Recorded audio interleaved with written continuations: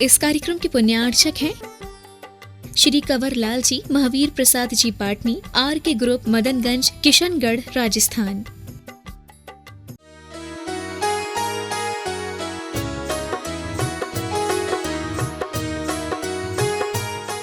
अंधकार दूर हो रहा है।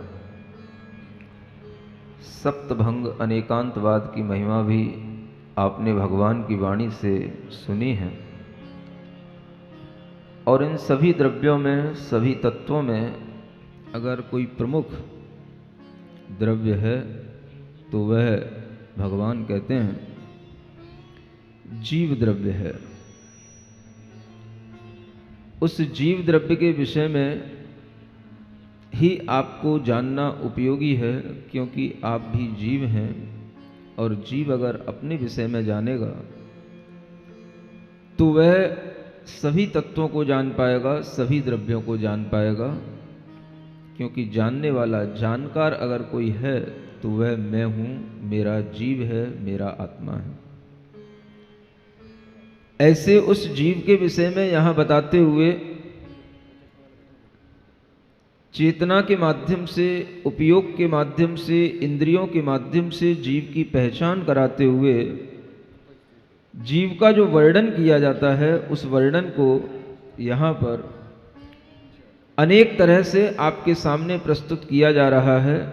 और ये आप जानते हैं कि जो जीव होता है वो उपयोग स्वभाव वाला होता है।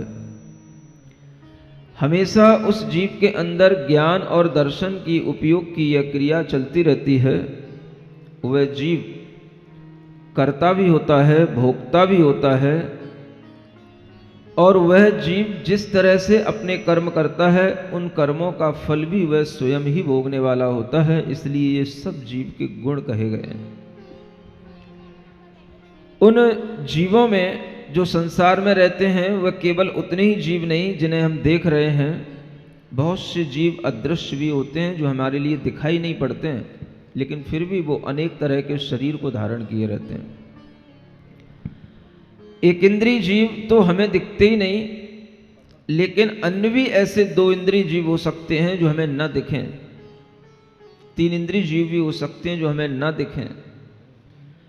इसलिए दिखने या न दिखने से जीव का निर्णय नहीं होता। जो जीव है, जहां है, जिस इंद्रिय के साथ में जी रहा है, वह सारा का सारा ज्ञान आपको 5 इंद्रियों के माध्यम से कराया जाता है। और उन 5 इंद्रियों के माध्यम से उस जीव के कितने प्राण होते हैं और वह किन प्राणों से जीता है, यह सब ज्ञान अगर हम भगवान की वाणी के अनुसार अपने ध्यान में रखेंगे तो हमें पूरे जगत के सभी जीव जाति का, सभी जीव समूह का यथार्थ ज्ञान होगा। और इसी ज्ञान के माध्यम से हमारे अंदर एक सम्यक ज्ञान पैदा होगा। और सम्यक ज्ञान इसी का नाम है कि हम जो जैसा है उसको वैसा ही जाने। अगर हम इस तरह का सम्यक ज्ञान अपने अंदर लाते हैं तो हमें जो यहाँ पर तथ्य बताए जा रहे हैं, जो हमें सिद्धांत बताए जा रहे हैं, उन सिद्धांतों पर हमें ध्यान देना होगा। और वह सिद्धांत हम पढ़ते हैं, मंगल भवन अमंगल हारी, सुख संपत सब ही घर आवे, सैनी जीव जगत में जे है, 10 प्राण से जीवे ते है। मन सो रहित जसैनी जात, तेनो प्राण धरे दिन रात। इस संसार में सैनी माने संगी जीव, संगी माने जिनके पास में मन होता है। ऐसे भी जीव होते हैं और ऐसे भी जीव होते हैं जिनके पास में मन नहीं होता है, जिनके पास केवल 1 इंद्रिय हैं, 2 इंद्रिय हैं, 3 इंद्रिय हैं, 4 इंद्रिय हैं। ये सभी जीव मन से रहित होते हैं, केवल अपने इंद्रिय ज्ञान से जीते हैं। 5 इंद्रिय वाले जीव कुछ मन से सहित होते हैं और कुछ मन से रहित होते हैं। उन्हीं को हम संगी जो मन से सहित होते हैं और असंगी जो मन से रहित होते हैं ऐसा कहते हैं। जो सैनी जीव हैं, संगी जीव हैं, उनके पास में 10 प्राण होते हैं।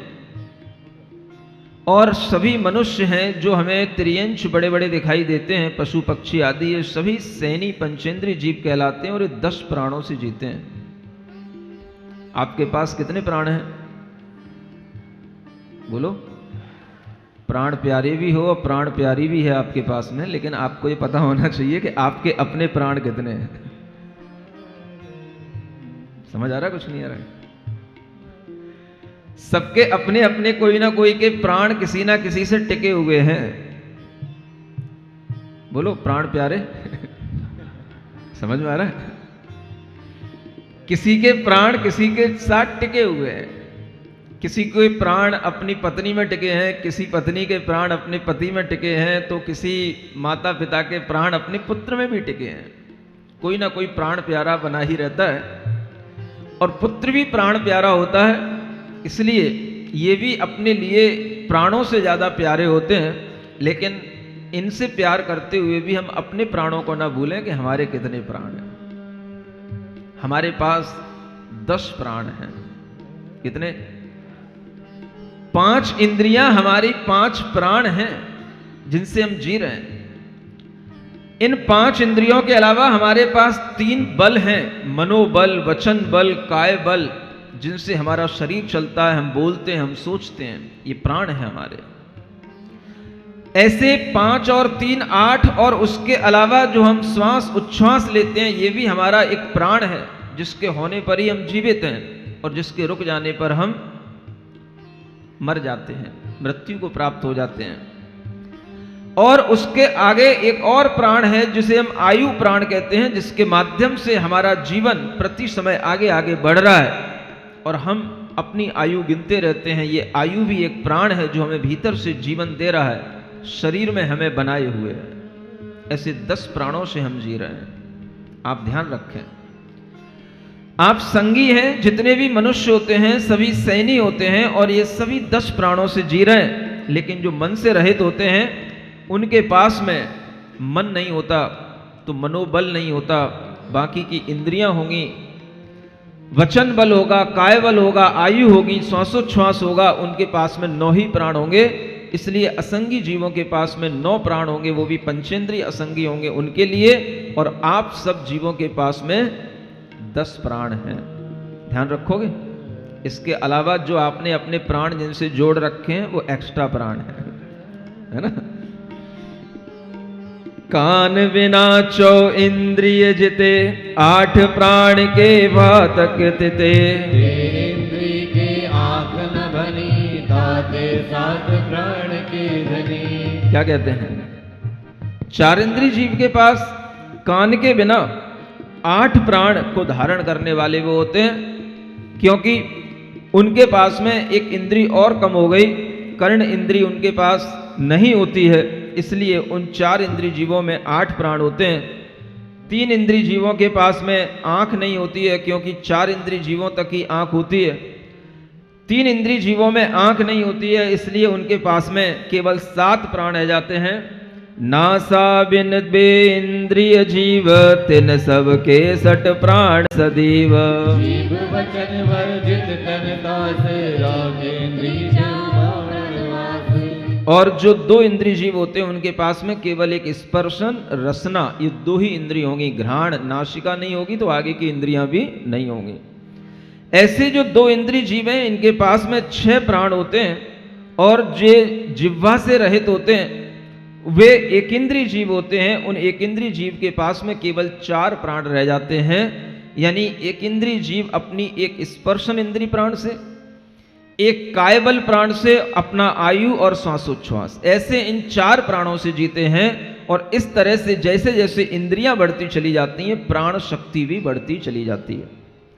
यह भी ध्यान में रखें कि जैसे जैसे जीवों के प्राण बढ़ते चले जाते हैं, उनके घात करने का पाप भी बढ़ता चला जाता है।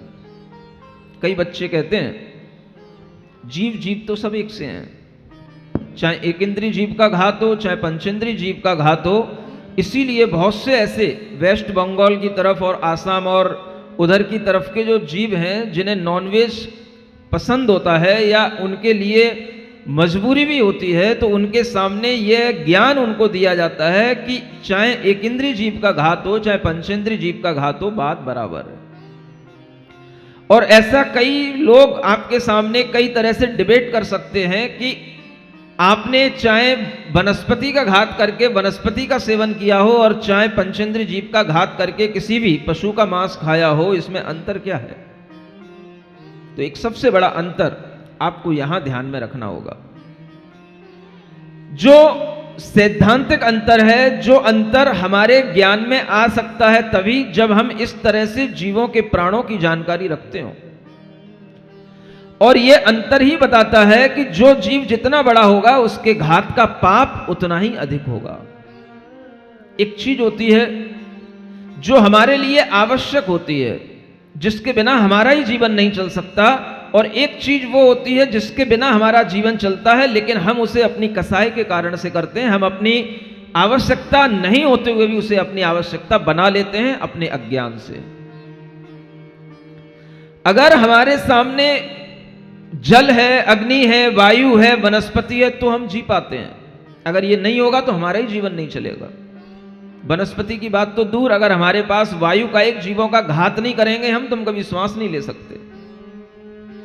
आपकी श्वास से वायु का एक जीवों का घात होता है। आप जिस स्थान पर बैठे हैं वहां पृथ्वी का एक जीवों का घात होता है। आप जल भी पिएंगे तो जल का एक जीवों का घात होता है। इसी तरह से वनस्पति का सेवन किए बिना जीवन नहीं चल सकता। वनस्पति का घात अगर एक इंद्रिय जीवों के घात के साथ होता है तो वह हमारे लिए आवश्यक है, उसके बिना मनुष्य का जीवन नहीं चल सकता। लेकिन मांस के बिना जीवन चल सकता है। किसी बड़े प्राणी का घात किए बिना हमारा जीवन चल सकता है। इसलिए पंचेंद्रिय जीव की हिंसा करना जरूरी नहीं है। एक इंद्रिय जीव तो हमारे जीवन को चलाने के लिए अपने आप ही घात को प्राप्त होगा। अगर हम अपनी सांसें रोक लेंगे तो हम अपनी आत्महत्या कर लेंगे। इसलिए जैसे वायु का एक जीवों का सेवन जरूरी है, ऐसे ही बिना जल के, बिना वनस्पति के हमारा जीवन नहीं चल सकता। इसलिए एक इंद्रिय जीवों का घात तो सबके द्वारा होगा ही, उसके बिना हमारा कोई भी भोजन नहीं बन सकता।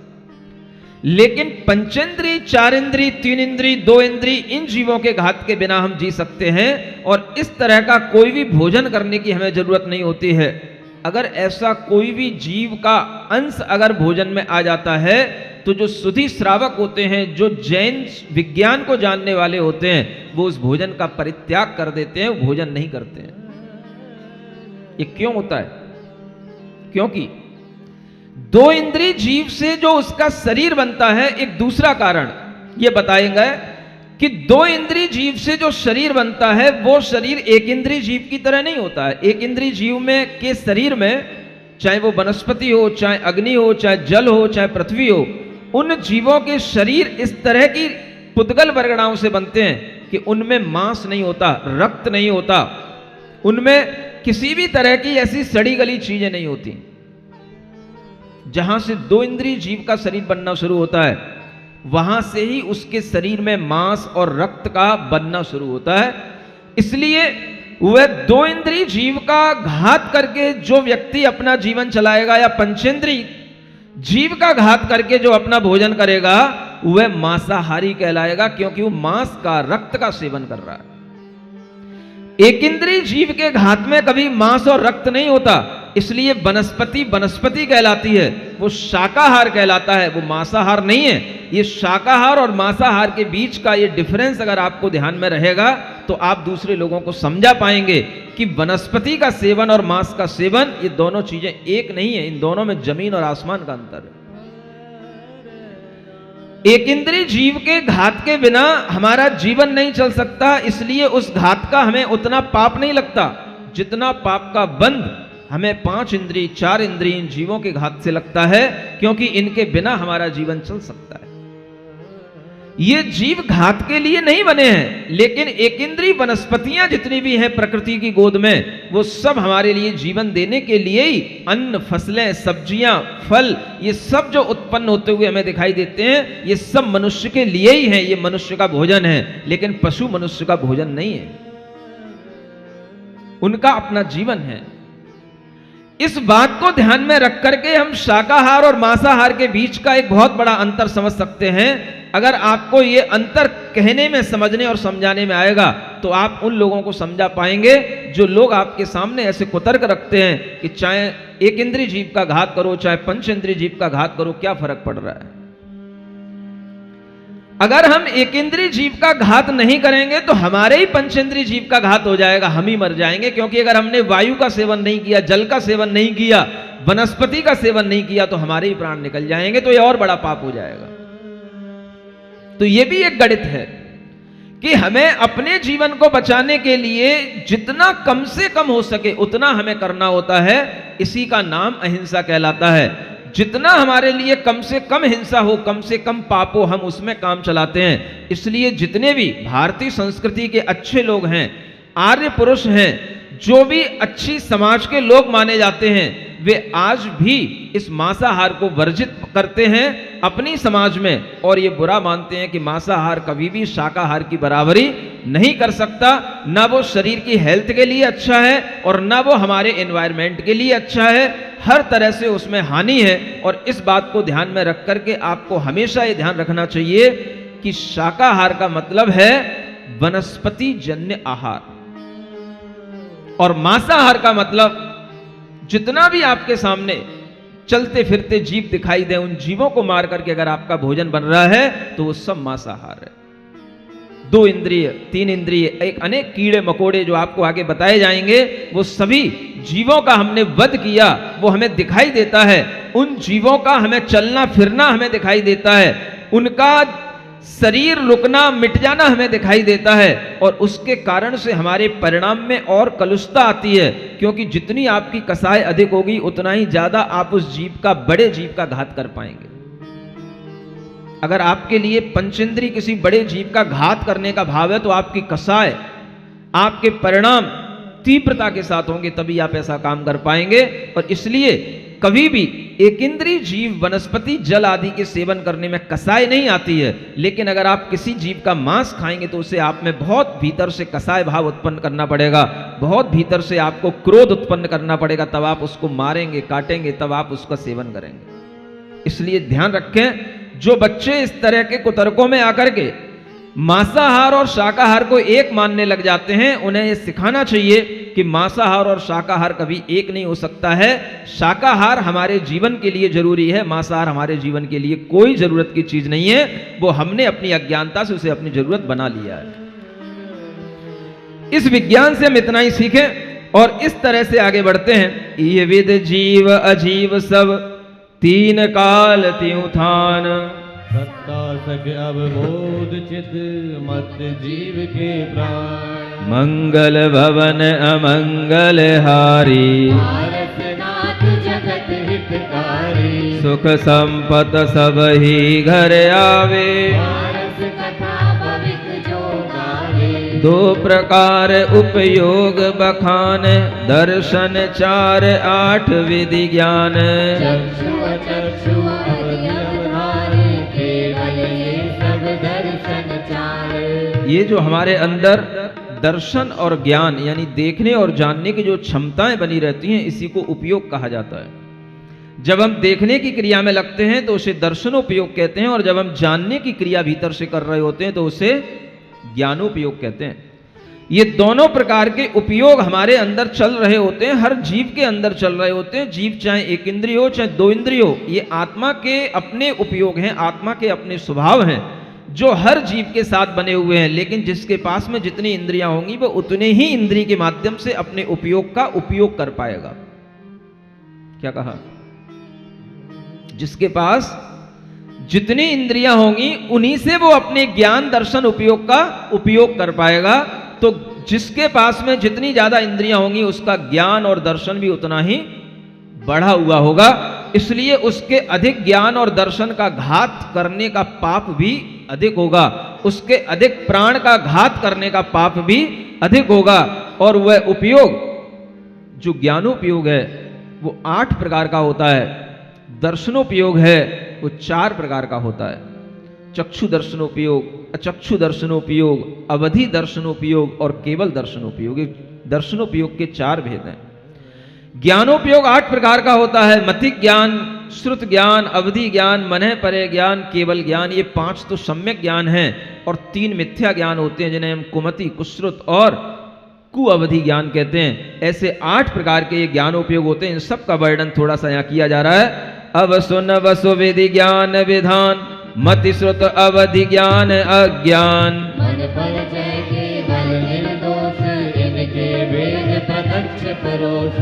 मति श्रुत ज्ञान आदि के दोय, ये परोक्ष जाने सब कोय। अवधि और मन पर जय ज्ञान, राग देश प्रत्यक्ष प्रमाण। एक देश प्रत्यक्ष प्रमाण, केवल ज्ञान सकल परतक्ष। लोकालोक विलोकन दक्ष, जहाँ अनंत दरब पर जाए, एक बार सब जल के आए। दर्शन 4 8 विध ज्ञान, ये व्यवहार वयन जिय जान। नीचे रूप चिदात्म ये है, शुद्ध ज्ञान दर्शन गुण गेह। हम जीव को अगर बाहर से जान सकते हैं तो हम उसके दर्शन ज्ञान के उपयोग की परिणति को देख करके भी जान सकते हैं। ये व्यवहार से उसको जानने में आता है, क्योंकि शरीर के माध्यम से जीव की पहचान की जाती है। कोई जीव कैसा चल रहा है, कैसा उड़ रहा है, कितनी इंद्रियों से सुन रहा है, ये उस जीव की पहचान करने के चिन्ह हैं। और इस तरह से जीव की पहचान करने का नाम है व्यवहार से हम उस जीव को जान रहे हैं। लेकिन निश्चय से तो जीव अपने चेतना स्वरूप है, अपने ज्ञान दर्शन स्वभाव वाला है। तो इस तरह से व्यवहार और निश्चय दोनों से हमें जीव का ज्ञान रखना चाहिए। कल्पित असद्भूत व्यवहार, तिस नय सट सटादि चत्वार। अनुपचरित सत्कार स्वरूप, कर्म पिंड कर्ता चिद रूप। अब अशुद्ध निश्चय बल धरे, तब यह राग दोष को करे। यही सत्य चेकर कीजिए, सद्भाव करता सदैव। प्राणी सुख दुख आप भुगतें, पुद्गल कर्म फल। यह व्यवहारी छाए, निहचे निज सुख भोगता। जो भी हम बाहर के सुख और दुख भोगते हैं, ये सब पुद्गल कर्मों के फल से हमें प्राप्त होते हैं। सुन रहे हो? ये आत्मा का कोई सुख नहीं है। हम सुखी हैं महाराज, कोई रोग नहीं है हमारे शरीर में, हम स्वस्थ हैं, हमें सुख की अनुभूति हो रही है। घर में सब अच्छा चल रहा है, परिवार में सभी लोग स्वस्थ हैं, किसी को कहीं हॉस्पिटलाइज नहीं करना पड़ रहा है, किसी के घर में कोई भी तरीके की संतानों से परेशानियां नहीं है। ये सुख है। तो ये सब किसका सुख है? ये आत्मा का सुख नहीं समझ लेना। ये सब क्या है? ये पुद्गल का, कर्म के फल का सुख है, जिसे हम साता वेदनी कर्म आपको कहे थे। वो साता वेदनी कर्म के फल से हम भीतर से सुख की अनुभूति करते हैं। और जब असाता वेदनी कर्म का फल मिलता है तो हम दुख की अनुभूति करते हैं। ये सभी सुख और दुख प्राणी को व्यवहार से सुख और दुख कहलाते हैं। निश्चय से तो आत्मा अपने ही भावों का भोक्ता होता है, अपने ही आत्मिक सुख का भोक्ता होता है। जब वह इन सुखों से अपने उपयोग को हटा करके केवल अपने चैतन्य सुख की भोक्ता की बात करेगा, तो वह आत्मा निश्चय से अपने सुख का भोक्ता कहलाएगा। कितनी बड़ी चीजें होती हैं। जो हमें मिल रहा है उस सुख को भी भीतर से छोड़ करके हमें अपने आत्मिक सुख की ओर जाना। जिस सुख में, जिस दुख में हमारे लिए पराश्रितता आती है, क्योंकि वो कर्म के फल पर डिपेंड है, तो हर एक ज्ञानी व्यक्ति ये सोचता है हमें निराश्रित सुख चाहिए, दूसरों पर डिपेंड नहीं। और वह इंडिपेंडेंट जो सुख होगा वो कहां मिलेगा? तो वो अपने चैतन्य स्वभाव की अनुभूति में मिलेगा, अपने ज्ञान स्वभाव की अनुभूति में मिलेगा। इसलिए ज्ञानी लोग अपनी चेतना, अपनी अनुभूति में स्थिर होने के लिए प्रयास करते हैं, यानी कि वो आत्मिक सुख की इच्छा करते हैं। वह कर्म फल से मिलने वाले सुख की भी इच्छा नहीं करते हैं। ये सुख का व्यापार हमें यहां देखने को मिलता है। देह मात्र व्यवहार कर, कहो ब्रह्म भगवान। दर्विद रहेगी दृष्टि सो, लोक प्रदेश समान। जो शरीर हम धारण किए हुए हैं, ये तो देह की अपेक्षा से उस आत्मा का विस्तार बता रहा है कि हमारी आत्मा 5 फुट के शरीर में है कि 6 फुट के शरीर में है कि 7 फुट के शरीर में है। यानी आत्मा भी इतनी बड़ी हो गई जितना हमारा शरीर है। तो ये भी एक व्यवहार से है, लेकिन वास्तव में तो हर आत्मा द्रव्य दृष्टि से अगर हम देखें, हर द्रव्य हर जीव पूरे लोक में फैलने का स्वभाव रखता है। लोक के जितने असंख्यात स्पेस पॉइंट्स प्रदेश होते हैं, उतना ही इस जीव के अंदर प्रदेशों की संख्या है। यानी हर जीव लोक प्रमाण अपने प्रदेशों को फैलाने की क्षमता रखता है। हर जीव के पास में असंख्यात प्रदेश हैं, लेकिन वह केवल अपने शरीर बराबर अपनी आत्मा के प्रदेशों को फैला पाता है। यह भी हमें ध्यान में रखना चाहिए, और उसी का वर्णन कुछ आगे अब यहां किया जा रहा है। लघु गुरुदेह प्रमाण जीव यह है जानिए,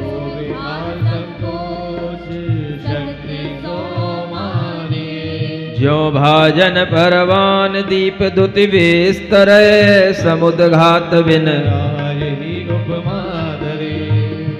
अब यहां पर एक विशेष ज्ञान आपके लिए दिया जाना है, जिसका नाम है समुद्र घात का ज्ञान। क्या बोलते हैं? हाँ, अब ये नए नए टेक्निकल वर्ड्स जो आपके सामने आते हैं, ये आपको जैन साइंस में ही मिलेंगे, और किसी डिक्शनरी में भी नहीं मिलेंगे, और किसी शास्त्र और साहित्य में भी नहीं मिलेंगे। सुन रहे हो? ये सिर्फ और सिर्फ ऐसे शब्द आपको कहाँ मिलेंगे? जैन धर्म में, जैन दर्शन के शास्त्रों में। समुद्र घात, ये क्या शब्द है? वैसे तो हमारी आत्मा हमारे शरीर में रहती है, लेकिन कुछ कंडीशन ऐसी हो जाती हैं जिनसे ये आत्मा शरीर में रहते हुए भी अपने शरीर से आत्मा के प्रदेशों को बाहर निकाल करके कुछ समय तक बाहर भी फैल सकती है। इस प्रक्रिया को कहते हैं समुद्घात। सुन रहे हो? मूल शरीर को छोड़े बिना, मूल शरीर में तो आत्मा को रहना ही है। ये जो अपना मूल शरीर है, बेसिक जो अपनी बॉडी के साथ में जो आत्मा रह रही है, इसके अलावा भी वो किसी कंडीशन में अपने आत्मा के प्रदेशों को बाहर फैला लेता है। इसको बोलते हैं समुद्घात। आ रहा है समझ में? हा? पहले कुछ रेडियो चला करते थे, जिनमें कुछ एंटीना रहते हुआ करते थे। उनको हम खोलते जाते थे, खोलते जाते थे, खोलते जाते थे, थोड़ी सी रेंज उसकी मिलती चली जाती थी। सुन रहे हो? वैसे उसके बिना भी रेडियो चलता है, लेकिन कभी कभार अगर रेंज नहीं मिलती है तो हम एंटीना का भी यूज कर लेते हैं। उसी को समुद्घात समझना। समझ आ रहा है? आपकी जिह्वा आपके मुंह में है, लेकिन अगर आप उसको बाहर निकालेंगे तो माने मुंह के बाहर भी निकल सकती है। निकाल के देखते भी रहना। सुन रहे हो? एक टेस्टिंग करते रहना। मैं आपको बता रहा हूं, मजाक में नहीं लेना। आपको जो कुछ भी बता रहा हूं सही बता रहा हूं। अगर आपकी जीभ आपको दिखाई देती रहे तो समझना आपका जीवन चल रहा है ना? अगर आपको आपकी जीभ दिखना बंद हो जाए तो समझ लेना कि आपकी मृत्यु 1 हफ्ता के अंदर होने वाली है। हाँ, ये टेस्ट करते रहना। ये विज्ञान है आपके लिए। इसी को समझाने के लिए यहां समुद्घात की विधि बताई जा रही है। समुद्घात देख लो निकाल के। हाँ हाँ देख लो। अब मास्क लगाए हो तो कैसे दिखाई देगा? देख लेना, ठीक है ना? टेस्ट करते रहना। जैसे शीशे में मुंह देखते हो रोजाना, ऐसे जीभ भी देख लिया करो रोजाना कि हाँ आज हम जीवित हैं, आज अपनी मृत्यु आने वाली नहीं है। बता रहा हूं आपको, सही बता रहा हूं आपको। हाँ, जो मृत्यु की कगार पे होते हैं उनको अपनी जिह्वा बाहर दिखाई नहीं देती, और धीरे धीरे अपनी नाक की अनी भाग ये भी दिखना बंद हो जाता है। समझ आ रहा है? जब ये दिखना बंद हो जाए तो समझ लेना अब 3 दिन से ज्यादा का जीवन नहीं है। ये विज्ञान है, और इस तरह के विज्ञान भी आपको ध्यान में रखने चाहिए। चलिए। मंगल भवन अमंगल हारी, सुख संपत सब ही घर आवे, तेजस कारमान जुत भेष, क्षाण नहीं मूल तन ठाम, सात भेद रखता के कहें, प्रथम वेदना नाम बखान, तन वे क्रिया तीजाय जाने, पंचम तेजस संज्ञा जाने, केवल ज्ञान समुद्घात, सातमा धरे आत्मा ऐसी शक्ति धरे आत्मा। ये 7 प्रकार के समुद्घात बताए गए हैं। कितने प्रकार के? हाँ, कुछ सीखोगे कि नहीं? कि बस केवल जो सुनने में समझने में आए उतना ही समझना है? नया कुछ सीखना चाहते हो कि नहीं? सीखना चाहते हो तो कुछ नई चीज सीखो आज, है ना? नई चीज सीखने में दिमाग लगाना पड़ता है। चलिए, 7 प्रकार के समुद्घात, माने 7 ऐसी कंडीशन होंगी जब हमारी आत्मा के प्रदेश शरीर से बाहर फैल सकते हैं, है ना? उन सबको यहां क्रम से बताया जाएगा। नाम पहले बताए गए हैं। पहला है वेदना समुद्घात, दूसरा कहलाता है कसाय समुद्घात, तीसरा कहलाता है वैक्रियक समुद्घात, चौथा कहलाता है मारणांतिक, 5वां तेजस, 6वां आहारक और 7वां केवली समुद्घात। ये इनके नाम है और इनकी डिटेल अब आगे आ रही है। दुसह वेदना के वश जहां जीव प्रदेश कटते हैं तहाँ किसी जीव के उदय प्रमाण। पहला समुद्घात यह जान। पहला समुद्घात कौन सा? वेदना। जब हमारे शरीर में वेदना हो, असही वेदना होती है, तो उस वेदना के समय पर भी हमारी आत्मा के प्रदेश शरीर से बाहर निकल जाते हैं। जब आप बहुत पीड़ा में हो, कोई बहुत भयंकर आपके लिए, मान लो जैसे कोई शरीर में जहां पीयू मवाद भर जाती है, सहन नहीं हो रहा है, ऐसा कोई फोड़ा किसी ऐसी जगह पर हो गया हो जो मर्म स्थान हो, समझ आ रहा है? ऐसी जगह पर भी हो जाती हैं फोड़े फुंसी वगैरह, तो बहुत भीतर से वेदना होती है। तो ऐसी वेदना के समय पर भी हमारी वो आत्मा के प्रदेश शरीर से बाहर निकल सकते हैं। वो हमें दिखाई नहीं देंगे लेकिन निकल जाते हैं। उसका नाम वेदना समुद्घात कहा गया है। जब बाही शिशु करण विवेक बाहर जाहि जीव के अंश अति कसाय सो ही होते हैं। दूजा समुद्घात है ये है। दूसरा समुद्घात होता है जब किसी जीव के अंदर विशेष कसाय उत्पन्न होती है, तो वो कसाय के कारण से वो अपने आपे में नहीं रहता है। जब आप देखते हो ना, जैसे आंखें लाल हो जाएं, इतनी तीव्र क्रोध आए, कषाय आए, आंखें लाल हो जाएं, ओठ बिल्कुल हिलने लग जाएं, दांत भी चपचपाने लग जाएं, अपने जब वो आपे में ना रहे बिल्कुल कपने लग जाए, तो समझना कि इसके अंदर अब समुद्घात हो रहा है। एक बाहरी एक लक्षण बताया जा सकता है। समझ में आ रहा है ना? जब हम बोलते हैं थोड़ा आपे में रहे, क्या बोलते हैं? और जब वो क्रोध में होता है, तिल मिलाता है, तो हम कहते हैं वो आपे में नहीं है भाई, उसके सामने मत जाना। आपे में नहीं है माने आपा में नहीं है, माने आत्मा में नहीं है, अब बाहर निकल रही है। इसका मतलब ये है। समझ आ रहा है? ऐसे व्यक्ति से जब हम डरते हैं या उसको देख करके हम उससे दूर होते हैं, तो इसी को हम समझ सकते हैं कि वह कसाय समुद्घात की स्थिति बन रही है।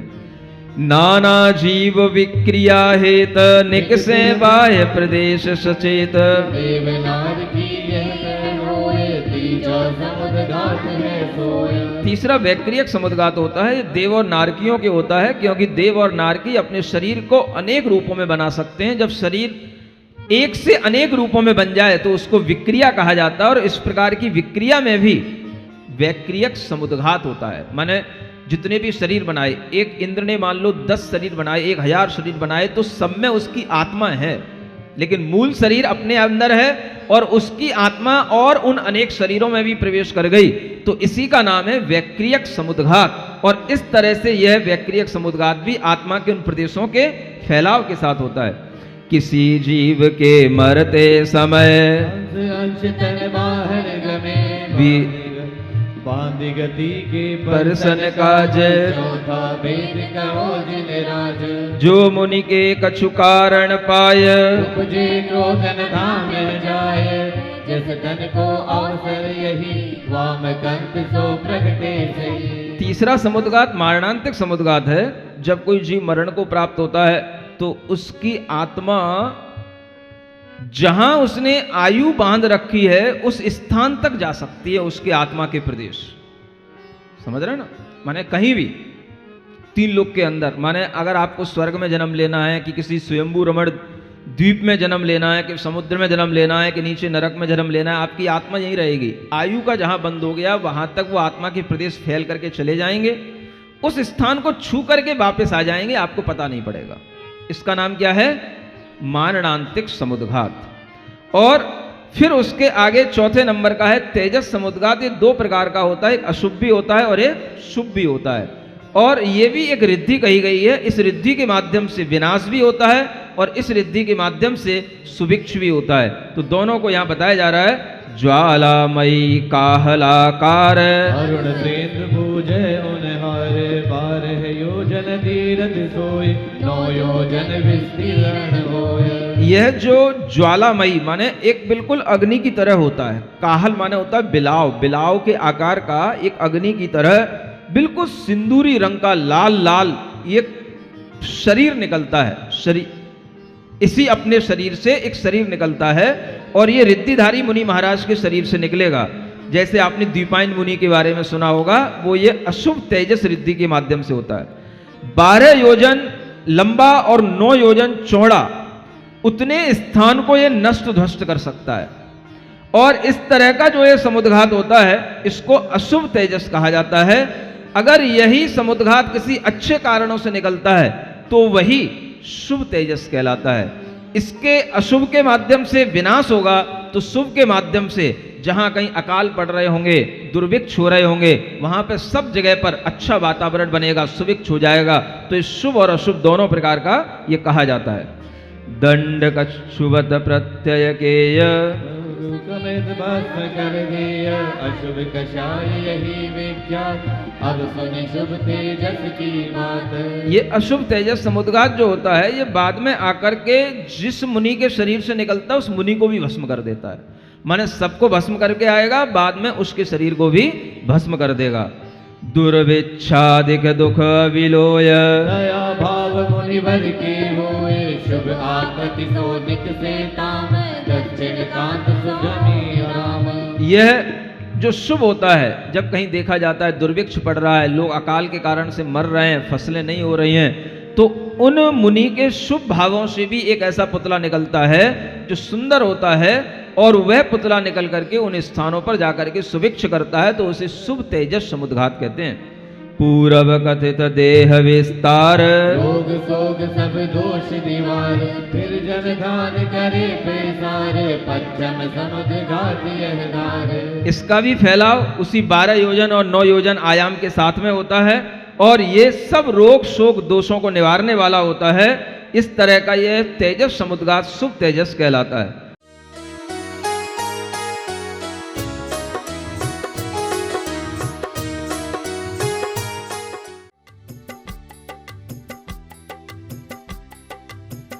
इस कार्यक्रम के पुण्यार्चक थे श्री कंवर लाल जी, महावीर प्रसाद जी पाटनी, आर के ग्रुप, मदनगंज, किशनगढ़, राजस्थान।